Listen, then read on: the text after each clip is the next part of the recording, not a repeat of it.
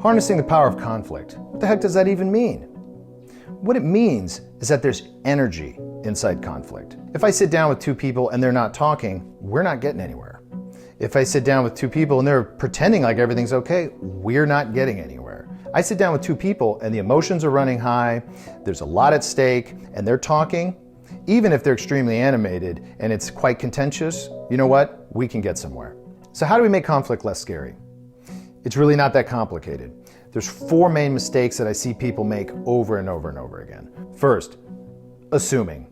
It's not gonna work. Don't shut something down because you feel like you already know whether it's gonna work or whether it makes sense. You might be totally surprised once you get everything out on the table that the answer was hiding in plain sight. Next, try to get to a place of an agreed upon shared goal. If people don't have an agreed upon shared goal, they're not in the boat together. They're certainly not rowing in the same direction. If you take the time to do that, what you'll often find is that people do have shared goals right there. We want to be successful. We want the business to do well. And when you can get to that agreed upon shared goal, everyone's rowing in the same direction. And it's a lot easier to stay on course. Next, thinking you're listening, but you're not. In order to address the conflict at hand, you have to make sure that everyone is heard.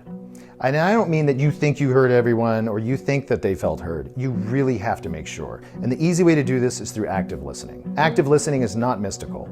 It's something that is a key behavior of all high-performing executives.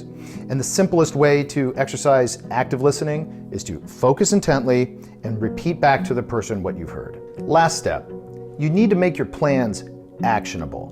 In order to make a plan actionable, it has to be clear.